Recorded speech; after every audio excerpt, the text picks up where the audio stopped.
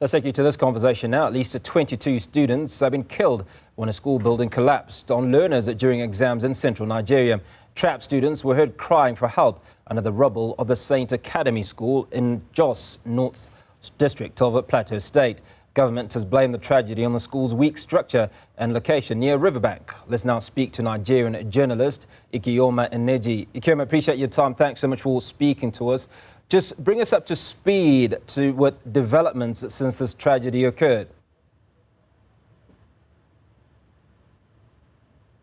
Indeed, Hugo, it was a very sad event that occurred on Friday that led to the collapse of the building, the school building, with 22 students confirmed dead. That number hasn't changed so far.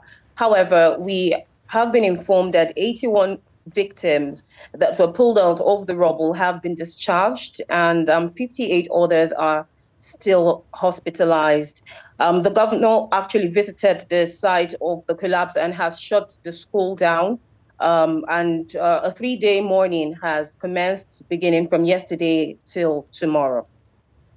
Ekeomah, so what we understand is that this building was a 2-story building, and there are suggestions from the government, according to reports, that part of the reason it collapsed was because the infrastructure was poor, and also because of its location, which was in proximity to a river. How long had this building been in existence, and has this been determined as the actual cause of the collapse?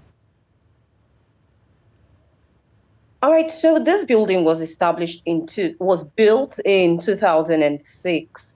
And the cause, of course, the governor has said just the preamble reason is that the building was built with substandard materials.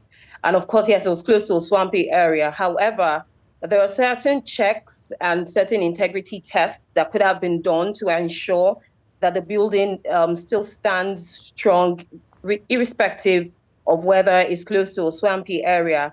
Some of these issues we see these days with collapsed building is corruption, bypass of,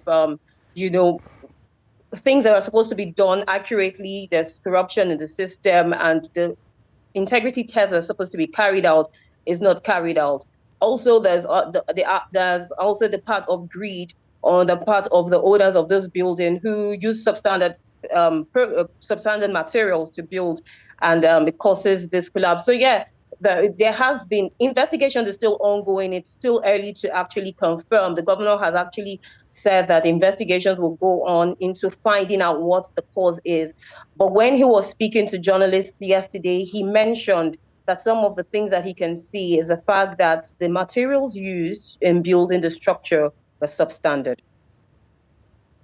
Okay, so it's obviously been 18 years since that building was constructed. So I'd imagine that there's a lot of going back in that investigation. But let's touch a little on the rescue operations. One of the things that we highlighted in the intro was that kids could be heard screaming and shouting for help as they were trapped in that rubble. How quickly did the authorities react to this incident?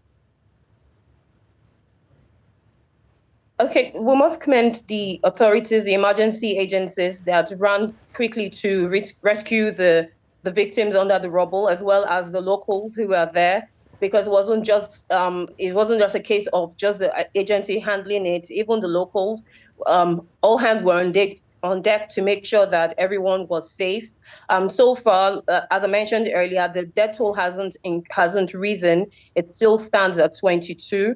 But on the other hand, we were also informed that a family who lost 3 children in that rubble actually lost their mother. So the mother had a shock on hearing the death of her 3 children. She died, and then the father also, hearing the death of his wife and the 3 children, also died. But these are part of the issues that one would expect would come up: trauma, shock, and a whole other things that will come up as a result of this situation. But then there was rapid response. Emergency agencies were on ground, and people were evacuated. And so far, at least, there are some people that have been discharged from the hospital. Ekeomah, absolutely tragic, that narrative that you're giving us around that family whose mother and father collapsed, and both died following the announcements that we're hearing that their children had died. But talk to us about some of those individuals that remain in hospital. I think you've indicated that a few were discharged. How are the rest doing? Okay, some of the information that we received is that those that are hospitalized need to go through certain tests, X-rays. They have spinal injuries. Their injuries are more severe than the others, of course, that have been discharged. We are hoping that in the days to come, we'll hear more discharge of some of these victims. It's really important to also note that it's the children as well as the teachers were also involved. We were confirmed 18 for the deaths. We confirmed 18 children and four teachers.